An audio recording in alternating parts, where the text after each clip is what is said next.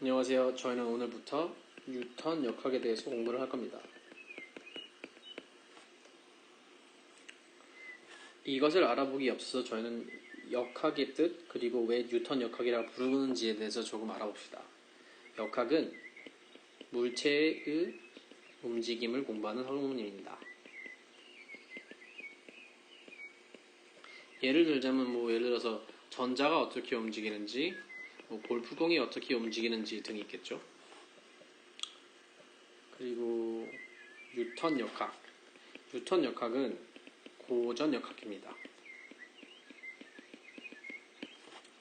그리고 저희가 부르는 뉴턴 역학은 이 고전 역학을 뉴턴이 17세기에 정립한 고전 역학이라는 뜻에서 뉴턴 역학이라고 합니다.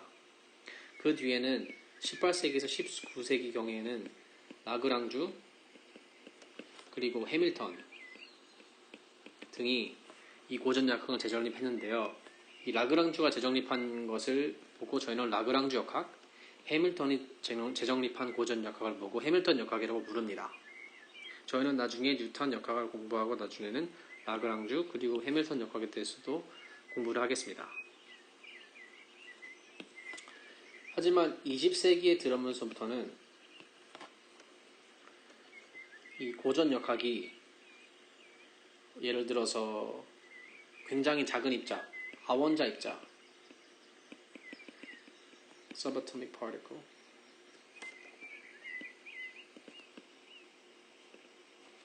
그리고 예를 들어서 전자, 빛처럼 빨리 움직이는 입자,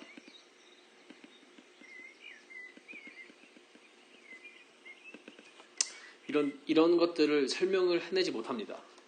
그러기 위해서 이것을 설명하기 위해서 나온 이론이 양자역학. 이것은 미시적인 세계를 설명하기 위해서 나온 이론이고요. 이제 빛처럼 빨리 움직이는 입자들 그런 역학을 위해서 나온 이론이 특수상대성 이론입니다. 그리고 이제 이런 상대론적 세계를 설명하기 위해서 나온 이제 그런 역학을 저희는 상대론적 역학이라고 합니다. 그래서 이제 많은 물리학자들이 고전 역학이라고 할 때 모든 비양자론적 역학을 보고 고전 역학이라고도 합니다. 그래서 예를 들어서 상대론적 역학도 비양자론적 역학이기 때문에 고전 역학의 일부분이라고도 할 수 있죠.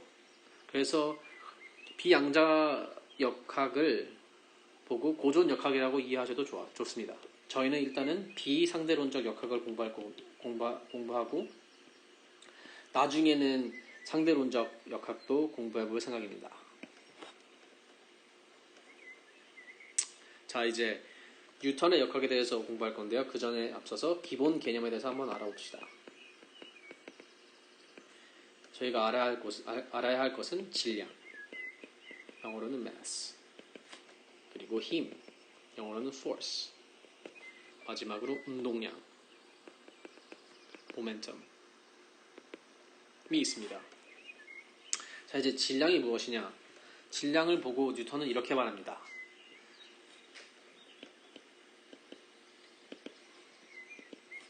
Quantity of matter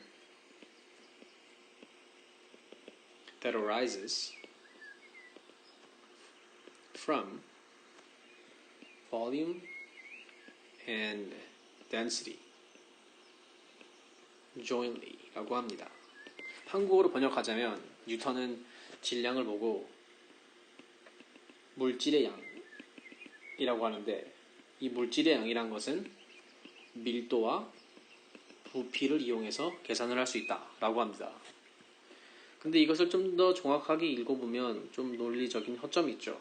왜냐하면 밀도는 질량 나누기 부피입니다. 하지만 그렇기 때문에 밀도를 설명하기 위해서는 질량이 필요합니다. 근데 문제는 질량을 설명하려고 저희는 밀도와 부피를 이용했죠. 그래서 이렇게 순환적인 것을 보고 우리는 순환적인 논리라고 합니다. 물론 이 논리에는 허점이 분명히 있지만 함축적인 아주 유용한 정보가 하나 담겨 있습니다. 그것은 바로 질량 같은 경우는 물체의 형태에 영향을 전혀 받지 않습니다. 뭐냐 하면 여기 이 정의를 따라 보면 밀도와 부피를 이용해서 계산하는 무언가이기 때문에 밀도와 부피는 물체의 형태에 전혀 영향을 받지 않기 때문에 질량도 그 물체 형태에 영향을 받지 않는다는 것을 알 수 있습니다. 자, 이제 근대 과학에서는 그러면 질량을 어떻게 정의하느냐? 좀 더 정확히 말하면 근대 과학에서는 질량을 관성 질량이라고 하는데요. 이 관성 질량은 물체가 일정한 속도로 움직이고 있을 때, 하지만 제가 여기서 속도라고 하는 것은 영어로 스피드가 아닌 영어로 velocity라고 합니다.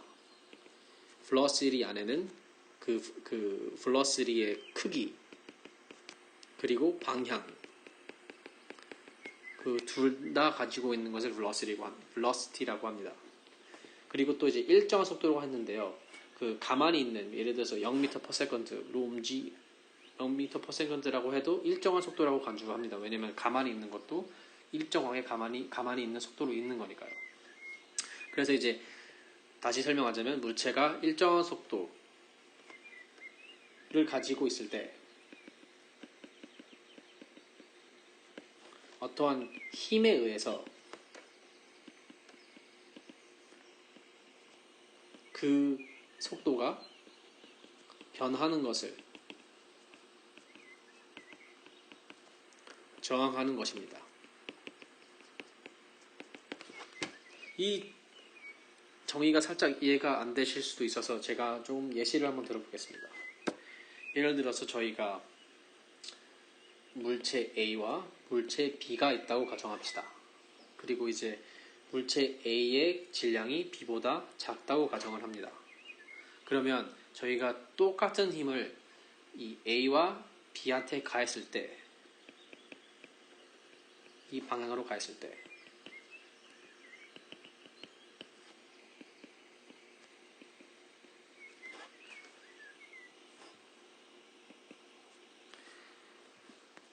예를 들어서 저희가 1초 안에 어떠한 일정한 힘을 A와 B에 똑같이 가합니다.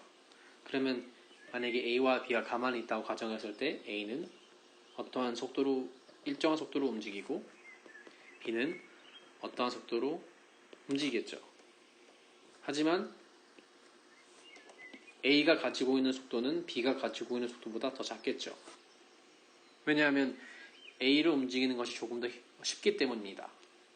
그것은 바로 B가 관성 질량이 A보다 더 높기 때문에 B가 어떠한 힘에 의해서 자기가 가지고 있는 일정한 속도에 변하는 것을 저항하는 그 힘이 더 크기 때문에 B가 나중에 그 힘을 바꿔서 가지고 있는 속도가 A가 나중에 가지고 있는 속도보다는 당연히 낮겠죠.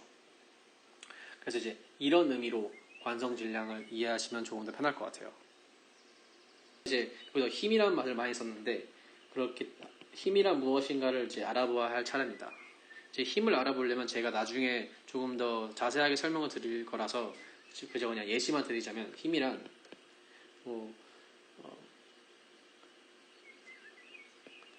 magnet, 한국어로는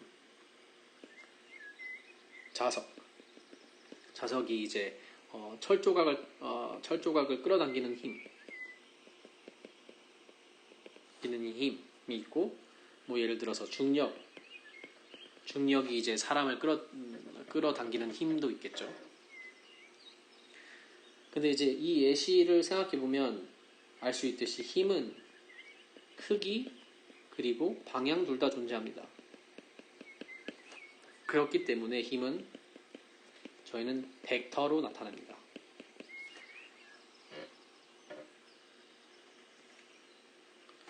자, 이제 힘에 대해서는 이제 여기까지만 저희가 설명을 하고요.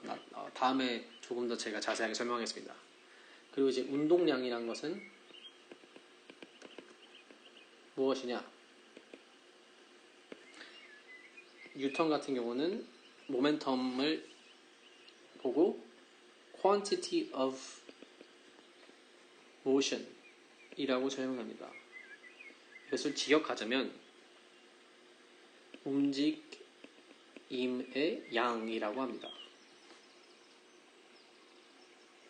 이것을 수학적으로 표기를 하면 모멘텀이 만약에 P라고 하면 P는 그 물체에 가지고 있는 질량 곱하기 속도라고 하죠. 이 둘은 벡터입니다. 자, 이제 여기까지 알아봤는데요.